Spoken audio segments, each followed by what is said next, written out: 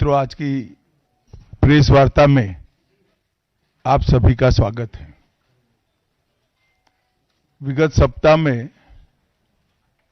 संसद में लोकसभा और विधानसभा, राज्यसभा दोनों जगह संविधान को स्वीकार किए हुए 75 साल के मौके पर संविधान की रचना, संविधान निर्माताओं का योगदान और संविधान में प्रस्तावित किए गए आदर्शों पर एक गौरवमयी चर्चा का आयोजन संसद के द्वारा किया गया। वो चर्चा में 75 साल की देश की गौरव यात्रा, विकास यात्रा और उपलब्धियों की भी चर्चा होनी थी।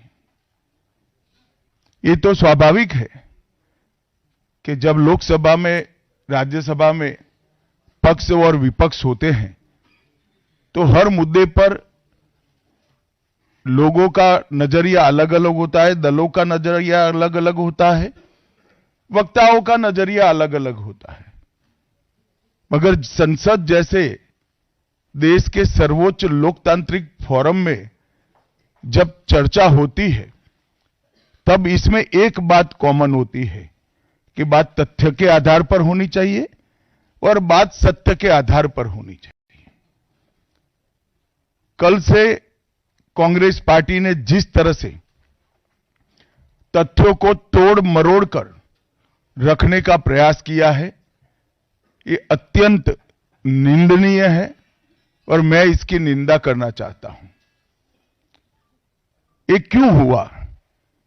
क्योंकि भारतीय जनता पार्टी के वक्ताओं ने संविधान पर, संविधान की रचना के मूल्यों पर और जब जब कांग्रेस या भारतीय जनता पार्टी का शासन रहा तब शासन ने संविधान के मूल्यों का किस तरह से मूल्यांकन किया, संरक्षण किया और संवर्धन किया, इस पर फैक्ट के साथ भारतीय जनता पार्टी के वक्ताओं ने अनेक उदाहरणों के साथ जनता के सामने विषय रखे और उसमें वो तय हो गया कि कांग्रेस पार्टी आंबेडकर जी विरोधी पार्टी है, कांग्रेस पार्टी आरक्षण विरोधी पार्टी है, कांग्रेस पार्टी संविधान विरोधी पार्टी है, कांग्रेस पार्टी ने सावरकर जी का भी अपमान किया,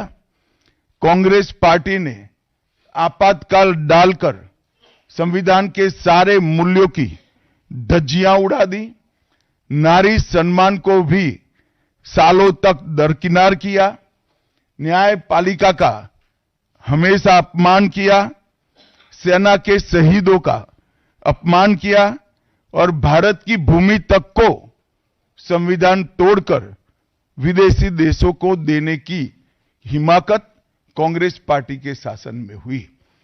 जब ये पूरा सत्य उजागर हो गया तब कल से कांग्रेस पार्टी ने फिर एक बार अपनी पुरानी पद्धति को आजमाते हुए बातों को तोड़ मरोड़ कर और सत्य को असत्य के कपड़े पहनाकर समाज में भ्रांति फैलाने का एक कुत्सित प्रयास किया है। संसद में जब चर्चा हो रही थी, ये सिद्ध हो गया कि बाबा साहेब आंबेडकर का कांग्रेस ने किस तरह से पुरजोश विरोध किया था। बाबा साहब के न रहने के बाद भी किस प्रकार से कांग्रेस ने बाबा साहब को हाशिए पर ढकेलने का प्रयास किया। जब संविधान सभा अपना काम कर चुकी, चुनाव हुआ 1951-52 में और 54 में, दोनों बार कांग्रेस ने बाबा साहब को हराने के लिए कोई कसर नहीं छोड़ी। यहां तक कि फ्रेंडली चुनाव होता है, स्पिरिट वाला चुनाव होता है, ऐसा चुनाव भी नहीं था। विशेष प्रयास किया गया और वो उनकी हार को सुनिश्चित किया गया। जहां तक भारत रत्न देने का सवाल है, कांग्रेस के नेताओं ने कई बार खुद ही अपने आप को भारत रत्न दिए हैं। 55 में नेहरू जी ने खुद को भारत रत्न दे दिया, 71 में इंदिरा जी ने खुद को भारत रत्न दे दिया और 1990 में बाबा साहब को भारत रत्न तब मिला जब कांग्रेस पार्टी सत्ता में नहीं रही और भारतीय जनता पार्टी के समर्थन वाली सरकार थी। 1990 तक कांग्रेस पार्टी बाबा साहब को भारत रत्न न मिले इसका बड़े जतन से प्रयास करती रही, यहां तक कि बाबा साहब की जयंती को भी 100वीं जयंती को भी मनाने का मना ही कर दिया गया। नेहरू जी की अंबेडकर जी के प्रति नफरत जग जाहिर है। नेहरू जी की खुद की किताब selected works of Jawaharlal Nehru second series volume 16 इसके भाग 2 की पृष्ठ संख्या 532 पर एक पत्र का उल्लेख है, जब बीसी राव ने नेहरू जी को पत्र लिखकर कहा कि अंबेडकर जी मंत्रिमंडल से इस्तीफा देकर जाने का मन बना रहे हैं, तब नेहरू जी का ये जवाब था, अंबेडकर के जाने से मंत्रिमंडल में कोई फर्क नहीं पड़ने वाला है। अंबेडकर जी के महान योगदान का मूल्यांकन जवाहरलाल जी किस तरह से करते थे, इससे बड़ा कोई उदाहरण नहीं हो सकता। जब पंडित जी की एक और किताब को पढ़ते हैं, लेटर टू चीफ मिनिस्टर में एक उल्लेख है, बंबई के मेयर ने एक पत्र में बाबा साहब के अंबेडकर के जन्मस्थान महू में उनका स्मारक बनाना चाहिए ऐसा सुझाव दिया। 18 जून 1959 को पंडित जी ने कहा, सरकार के लिए स्मारक स्थापित करना बिल्कुल सामान्य बात नहीं होगी, आमतौर पर स्मारक निजी पहल से किया जाता है। अपने परिवार के चाहे कोई भी सदस्य हो, नेहरू जी हो, इंदिरा जी हो, संजय गांधी हो, राजीव गांधी हो, कई सारे लोगों के लाखों स्मारक देश के अंदर बनाने वाले परिवार के मुखिया कहते हैं कि आमतौर पर निजी पहल पर स्मारक बनाया जाता है, क्योंकि ये स्मारक B.R. आम्बेडकर जी का था। मित्रों, जब एक दूसरा उदाहरण मैं देना चाहता हूं, एक सर्वदलीय मंत्रिमंडल पहली देश की कैबिनेट बनी जिसमें बाबा साहेब आम्बेडकर भी सदस्य थे, नेहरू जी प्रधानमंत्री थे। नेहरू जी की किताब selected works of Jawaharlal Nehru में एक और उल्लेख आता है, नेहरू जी के आश्वासन के बावजूद आम्बेडकर जी को कोई महत्वपूर्ण विभाग नहीं दिया गया और ये स्पष्ट इसके अंदर उल्लेख है कि सरकार की नीतियों, विशेषकर विदेश, रक्षा और अनुसूचित जाति और जनजाति से जुड़ी हुई नीतियां और 370 के खिलाफ आम्बेडकर जी थे। जब एक और कांग्रेस पार्टी है, बाबा साहेब आम्बेडकर का कोई स्मारक जब तक कांग्रेस सत्ता में रही बड़ा नहीं बना। जहां जहां विपक्ष की सरकारें आती गई, स्मारक बनते गए। भारतीय जनता पार्टी की सरकारों ने और नरेंद्र मोदी जी की सरकार ने बाबा साहब के जीवन के संबंधित पंच तीर्थ का विकास किया। मध्य प्रदेश में महू, लंदन में वो स्थान जहां बाबा साहब पढ़ते थे, नागपुर में दीक्षा भूमि, दिल्ली में महापरिनिर्वाण स्थान और महाराष्ट्र के मुंबई में स्थित चैत्य भूमि का विकास करने का काम भारतीय जनता पार्टी की सरकारों ने किया। 19 नवंबर 2015 को नरेंद्र मोदी जी ने अंबेडकर जी के सम्मान में 26 नवंबर को संविधान दिन घोषित किया। डॉक्टर अंबेडकर इंटरनेशनल सेंटर की स्थापना भी की। 2018 में प्रधानमंत्री नरेंद्र मोदी जी ने महापरिनिर्वाण स्थल पर डॉक्टर अंबेडकर स्मारक का उद्घाटन किया, जो लगभग 2 एकड़ में फैला है। मित्रों, मैं आज जब आप सबके सामने उपस्थित हुआ हूं, तब राज्यसभा में मेरे बयान को तोड़ मरोड़ कर पेश किया गया।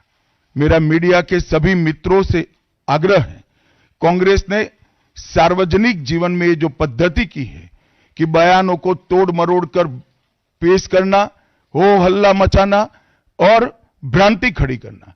पहले उन्होंने नरेंद्र मोदी जी के भी एडिटेड बयानों को सार्वजनिक किया।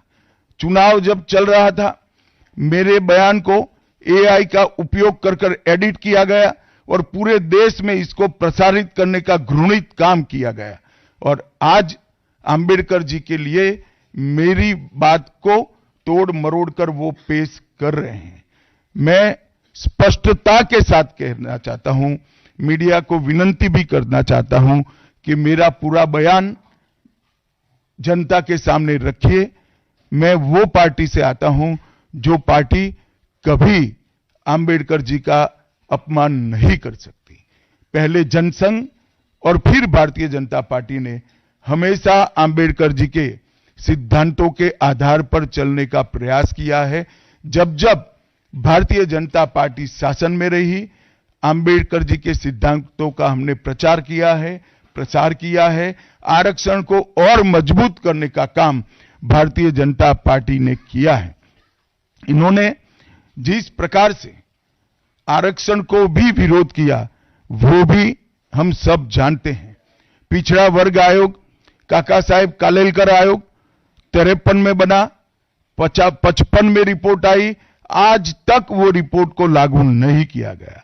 31 दिसंबर 1980 को मंडल आयोग बना, मंडल आयोग की रिपोर्ट आई। 80 में इंदिरा जी ने मंडल आयोग को ठंडे बस्ते में डाल दिया। 90 में जब गैर कांग्रेसी सरकार आई, तब मंडल आयोग की रिपोर्ट लागू हुई। उस वक्त राजीव गांधी विपक्ष के नेता थे और जब मंडल आयोग की रिपोर्ट लागू हुई, प्रस्ताव संसद में आया, राजीव जी ने अपने जीवन का सबसे लंबा भाषण ओबीसी के आरक्षण का विरोध करने के लिए किया। आज मैं फिर से एक बार आग्रह के साथ मीडिया को बताना चाहता हूं, सच्चाई को जनता तक पहुंचाना चाहिए। मेरी पूरी बात बहुत स्पष्टता के साथ, कोई कंफ्यूजन के बगैर राज्यसभा के रिकॉर्ड पर है। आज भारतीय जनता पार्टी के सैकड़ों कार्यकर्ताओं ने ट्वीट कर भी इस सत्य को लोगों के बीच में पहुंचाया है। और जिन्होंने जीवन भर बाबा साहेब का अपमान किया, जिन्होंने जीवन भर बाबा साहब के सिद्धांतों को दरकिनार किया, जिन्होंने जब तक सत्ता में रहे बाबा साहब को भारत रत्न मिलने नहीं दिया, जिन्होंने जब तक सत्ता पर रहे आरक्षण के सिद्धांतों की धज्जियां उड़ाई, वो लोग आज बाबा साहेब आंबेडकर के नाम पे भ्रांति फैलाना चाहते हैं। मैं कांग्रेस के अध्यक्ष खड़गे जी को भी कहना चाहता हूं, खड़गे साहब, आपका तो कम से कम दायित्व तो बनता है, क्योंकि आप उस वर्ग से आते हो जो वर्ग के लिए बाबा साहब आंबेडकर जी ने पूरा जीवन समर्पित किया। आपने कम से कम कांग्रेस के एक कुत्सित प्रयास में सपोर्ट नहीं करना चाहिए था। मुझे बड़ा दुख है कि आप भी राहुल गांधी जी के दबाव में इसके अंदर शामिल हुए हो। मित्रों, आज जब हम सब यहां बैठे हैं, मैं फिर से एक बार कहना चाहता हूं, कांग्रेस के पास इस संविधान के ऊपर की चर्चा में बाबा साहेब आंबेडकर विरोधी कांग्रेस है, इसका कोई जवाब नहीं बचा। संविधान विरोधी कांग्रेस है, इसका कोई जवाब नहीं बचा। कांग्रेस आरक्षण विरोधी है, इसका कोई जवाब नहीं बचा। कांग्रेस सावरकर विरोधी है, इसका भी कोई जवाब नहीं बचा। कांग्रेस ओबीसी विरोधी है, उसका भी कोई जवाब नहीं बचा। आपातकाल का पाप कांग्रेस के ही समय में हुआ, इसका भी कोई जवाब नहीं बचा। नारी सम्मान का विरोध भी कांग्रेस ने ही किया, वो प्रस्तापित हो गया। न्यायपालिका का अपमान ही कांग्रेस ने ही किया, वो भी प्रस्तापित हो गया। भारत की भूमि को भी संविधान को दरकिनार कर विदेश को सौंपने का पाप भी कांग्रेस ने ही किया, ये भी प्रस्तापित हो गया। तब फिर से एक बार चिर परिचित अपनी पुरानी नीति पर कांग्रेस आई है और उन्होंने मेरे बयान को तोड़ मरोड़ कर आधा ही दिखाकर जनता के सामने रखना और भ्रांति फैलाने का प्रयास किया है। कृपया मेरा पूरा बयान आप सभी लोग जनता तक पहुंचाइए तो दूध का दूध और पानी का पानी हो जाएगा। मैं उस पार्टी से आता हूं, उस संस्कृति से आता हूं जो स्वप्न में भी बाबा साहब के विचारों का या बाबा साहब के स्वयं का अपमान नहीं कर सकते। हम जानते हैं कि देश के संविधान को समावेशी बनाने में देश के पिछड़े वर्ग को, दलितों को, आदिवासियों को, गरीबों को और वंचितों को न्याय दिलाने के लिए और देश के लोकतंत्र की नींव को इतनी नीचे तक गहरी पहुंचाने में बाबा साहब का बहुत बड़ा योगदान है। पूरा देश बाबा साहब के प्रति कृतज्ञता व्यक्त करता है। कम से कम हम तो ऐसा नहीं कर सकते जिससे बाबा साहब का अपमान हो पाए। और मैं फिर से एक बार कांग्रेस के ये कुत्सित प्रयासों की घोर निंदा करता हूं और जो संविधान पर दोनों सदनों में चर्चा हुई, कम से कम भारतीय जनता पार्टी की ओर से चर्चा का स्तर मेंटेन करने का पूरा प्रयास किया गया था, विषय पर बोलने का आग्रह किया गया था और तथ्य के साथ बोलने का आग्रह भी हमारे सारे वक्ताओं ने किया था। वो सारे प्रयास पर कांग्रेस ने पानी फिरा है और मैं मानता हूं कि देश की जनता इसके इस प्रयास को भी जानती है, उनकी मानसिकता को भी जानती है और उनकी कार्य संस्कृति को भी जानती है। धन्यवाद। रविंदर जी।